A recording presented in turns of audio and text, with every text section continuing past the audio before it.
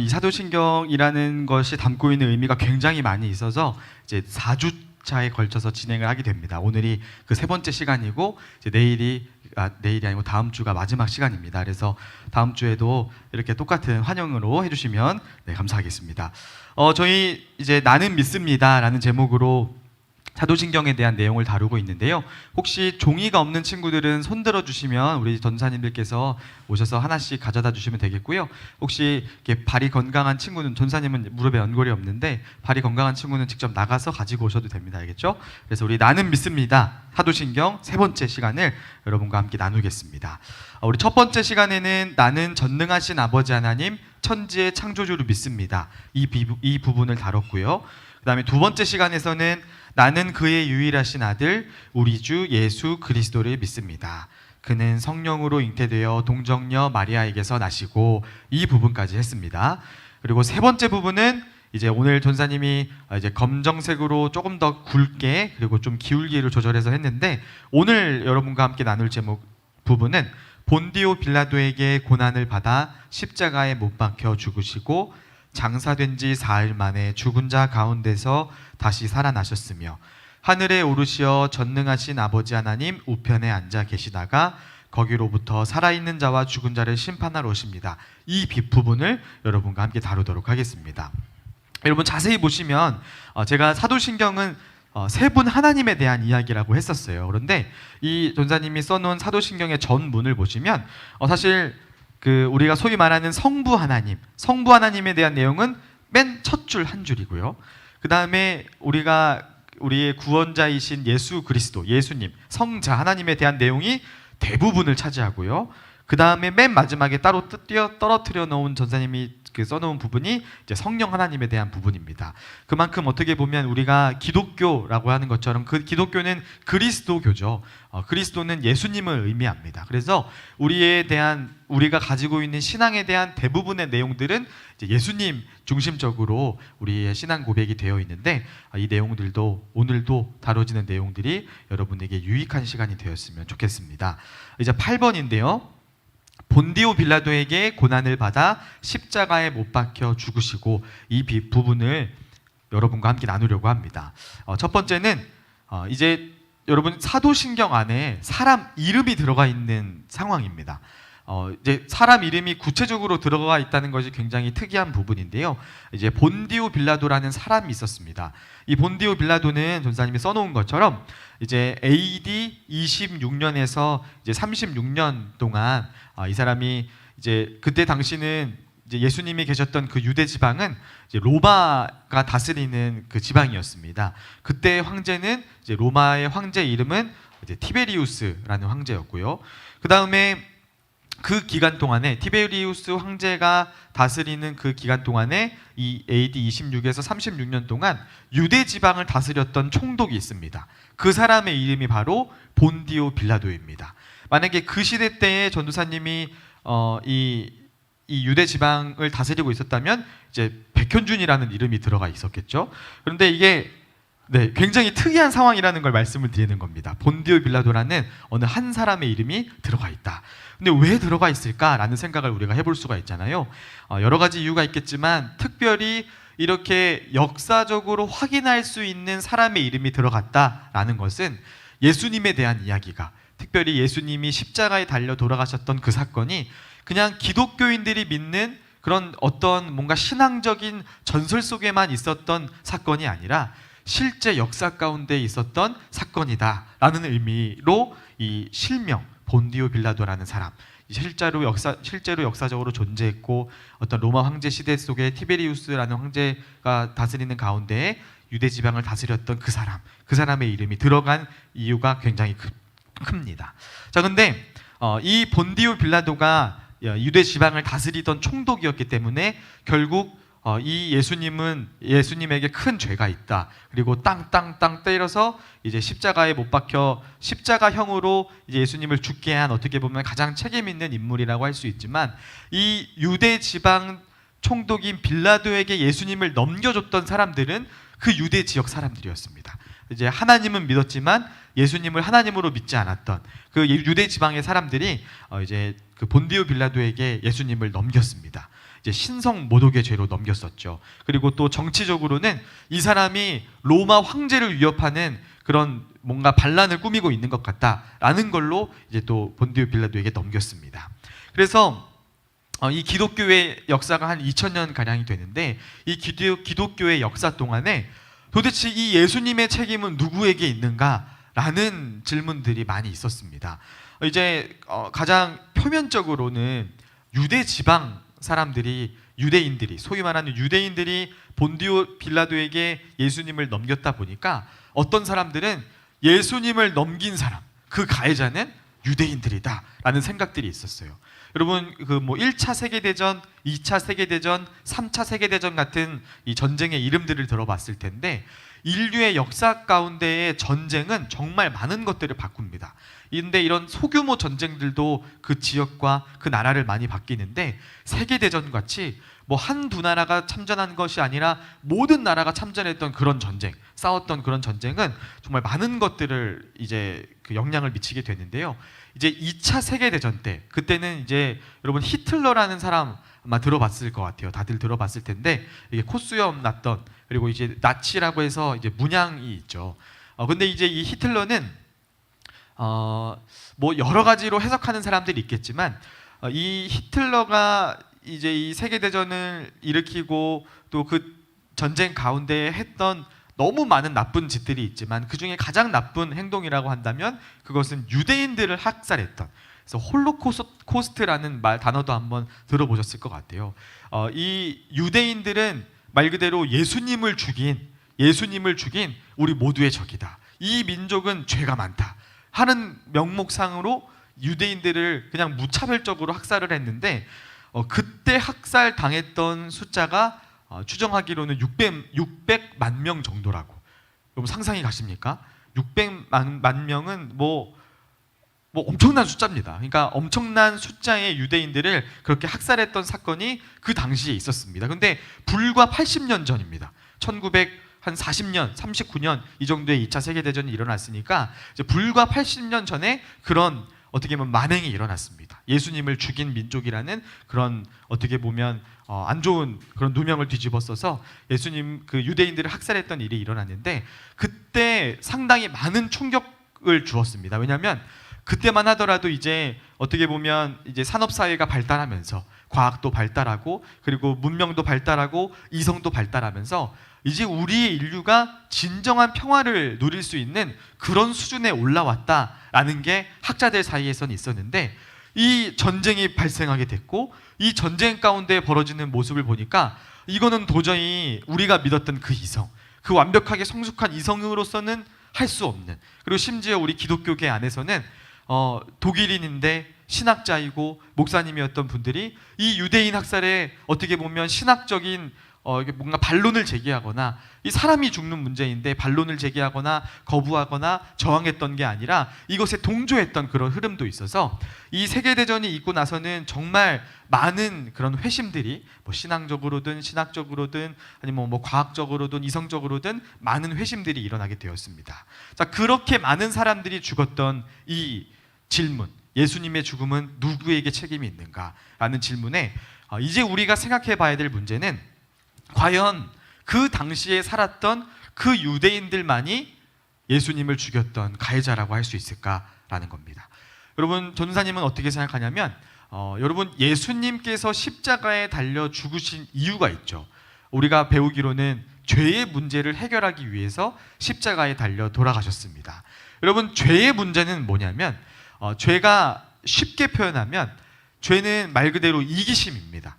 이제 하나님이 내 삶의 주인이고 이 세상의 주인인데 그 하나님을 주인으로 인정하지 않는 마음, 그래서 그 인생의 주인이 내가 되고 그 인생의 주인이 그 세상의 주인을 하나님 이외에 다른 것들로 두는 것, 그것이 바로 죄이고 그 죄를 쉬운 단어로 표현하면 이기심입니다. 그래서 이 세상 가운데에 소위 말하는 우리 죄인들 가운데, 그리고 우리가 보통 죄라고 일컫는 그런 일들 가운데에 그 본질을, 그 뿌리를 자세히 보시면 결국은 내 이기심을 채우기 위해서 남의 물건을 빼앗고 남을 때리고 남을 죽이기도 하는 그 죄를, 그 이기심을 죄라고 합니다. 그래서 이 죄라는 것들을 이야기할 때 죄는 저주다라고 표현합니다.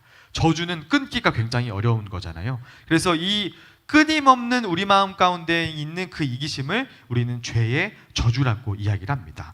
그런데 예수님이 십자가에 달려 돌아가신 이유는 그 죄의 저주를 끊기 위해서 예수님께서는 십자가에 달려 돌아가셨습니다. 그래서 만약에 책임이 누구에게 있냐라고 물어본다면 그 죄의 저주로 인해 인생 가운데 의미를 발견하지 못하고 생명을 발견하지 못한 모든 죄인들, 이 모든 죄인들이 어떻게 보면 이제 가해자라고 할 수 있을 것 같습니다. 그래서 누구도 더 저 사람을 향해서 저 사람이 예수님을 죽인 사람이야, 저 민족이 예수님을 죽인 민족이야, 저 나라가 예수님을 죽인 나라야 라고 할 수 없는 것입니다. 여러분, 이제 십자가에 대한 이야기를 여러분과 함께 나누고자 하는데요. 십자가는 말 그대로 죄인들의 상징이었습니다. 저주받은 것에 대한 상징이었습니다. 가장 끔찍한 죄를 지은 사람들이 달려 죽었던 것이 이제 그 십자가였고 십자가 처형이었습니다. 그런데 그 십자가, 저주의 상징이었던 그 십자가에 예수님이 달려 돌아가셨습니다. 여러분, 보통 우리는 남을 위해 죽거나 남을 위해 희생하거나 남을 위해 헌신하기보다는 남을 희생시켜서 나를 만족시키고 남을 희생시켜서 뭔가 나의 영광을 취하는 일들이 이 세상 가운데 만연해 있는데, 그 저주의 상징이라고 볼 수 있는, 그 죄의 상징이라고 볼 수 있는 그 십자가에서 예수님께서 달려 돌아가심으로 말미암아 그 저주의 상징이 이제 사랑의 상징으로, 생명의 상징으로 바뀌게 되었습니다. 우리는 남을 희생시켜서라도 내가 얻고자 하는 것들을 얻으려고 하고, 더 심하게는 남을 죽여서라도 내 생명을 연장시키기 원하지만, 우리 예수님께서는 자신을 죽음 가운데 내던지심으로 말미암아 우리 가운데 영원한 생명의 길을 열어주신 그런 분이십니다. 그래서 십자가는 저주의 상징이 아니라 이제 사랑의 상징입니다. 권사님이 이제 마지막 줄에 뭐라고 써놨냐면 우리 앞에 놓인 십자가라고 이야기를 했는데요. 여러분, 십자가 사건은 과거에 있었던 사건으로 끝나는 사건이 아닙니다. 이 십자가는 오늘도 우리 각자의 삶 앞에 놓여 있습니다. 우리 고등부 공동체 앞에도 놓여 있고요. 더 나아가서는 우리 교회 앞에, 그리고 우리나라 앞에도 놓여 있다고 볼 수 있습니다. 이제 십자가는 앞에 놓여 있는데, 이 십자가가 더 이상 저주의 상징이 아니라 이것이야말로 진짜 사랑의 상징이구나 라는 것을 아는 우리들, 말 그대로 예수님이 어떤 분인지, 예수님의 사랑이 어떤 분인지를 아는 우리들은 우리가 이제 이 십자가에 달려야 되는 겁니다. 이 쉽게 더 표현하면 내가 희생해서 남을 세워주고, 내가 희생해서 남을 더 배려해주고, 때로는 내가 가진 모든 것을 주어서라도 그 사람을 살릴 수 있는 그런 삶의 선택이 우리 가운데 있어야 된다는 이야기입니다. 그래서 여러분, 사도신경을 하면서 이 십자가에 대한 내용을 고백할 때 예수님이 저주의 상징을 사랑의 상징으로 바꾸셨다는 것과, 그리고 지금 내 앞에도 그 십자가가 놓여져 있다는 것, 그래서 나는 어떤 삶을 살아가야 될까 하는 몫은 이제 여러분에게 달려있다는 것도 여러분이 기억해 주시면 좋을 것 같습니다. 이제 9번입니다. 9번은 장사된 지 사흘 만에 죽은 자 가운데에서 다시 살아나셨으며 라는 부분입니다. 이제 장사가 되었다라는 것, 말 그대로 이제 죽고 나서 장례를 치렀다는 이야기입니다. 죽은 사람이 살아났다라는 이야기인데요. 여러분, 우리 피조물들, 뭐 인간이든 어떤 피조물들이든 우리가 해결하지 못한, 아무리 문명이 발달하고 이제 뭐 이렇게 장기를 복제하는 그런 일들도 뭐 일어난다고 하고, 뭐 전기차도 일어나고, 이제는 자동차가 떠다니는 시대가 된다고 하고, 우리가 이제 우주에 가기도 하고 우주에 가서 사는 것도 연구하는 이 엄청나게 발달된 이 시대지만, 여전히 우리 피조물들의 한계, 우리가 해결할 수 없는 부분에는 뭐가 있냐면 죽음이라는 부분이 있습니다. 이 죽음이라는 한계는 말 그대로 우리가 피조물인 것을 알게 하는, 우리 존재의 한계를 알려주는 그러한 문제입니다. 그런데 이 죽음의 문제를 유일하게 해결하신 분이 있는데 바로 그분이 예수님이십니다. 그러기 때문에 만약에 우리 기독교의 어떤 내용이라든지 믿음의 내용이라든지 역사적 사건이 그냥 예수님이 십자가에 달려 죽으신 것으로 끝났다라고 한다면, 끝났다고라고 한다면 우리는 만약에 그렇다고 한다면 우리가 그 기독교 신앙 안에서 찾을 것은 어떻게 보면 자기 희생, 이 사랑, 이것만이 우리가 가진 신앙의 전부이다라고 생각을 할 수 있지만, 그것 플러스 이제 죽으신 것에서 죽음, 아무도 해결할 수 없었던 그 죽음의 문제를 이기고 예수님께서 부활하셨다는 그런 의미는 이 기독교 안에 진정한 생명이 있다는 의미를 담고 있습니다.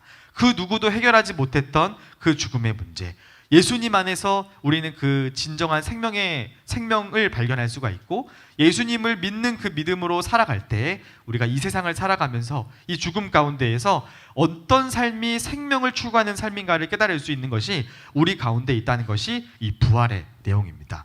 사실 부활에 대한 내용은 너무 많은 이야기를 할 수가 있는데 이 정도까지만 기억하셔도 우리 사도신경을 고백할 때 우리의 고백이 굉장히 깊어질 것 같습니다.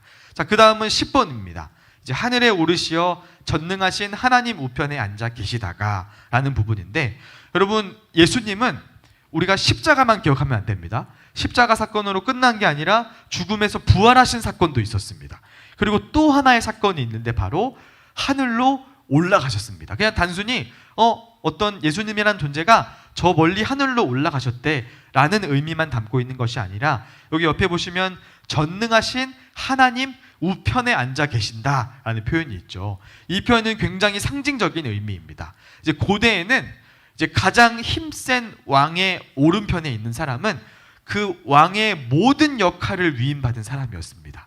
그래서 왕의 모든 역할과 왕의 모든 권력과 왕의 모든 능력을 위임받아서 말 그대로 왕의 힘을 힘입어 그 나라를 다스리던 사람이 왕의 오른쪽에 앉아 있었습니다. 그래서 하늘에 오르시어 전능하신 아버지 하나님 우편에 앉아 계셨다. 누가? 예수님이 지금 하나님 우편에 앉아 계신다는 의미는 말 그대로 예수님께서 하나님이 창조하신 이 세상을 지금 다스리고 계시다는 의미입니다.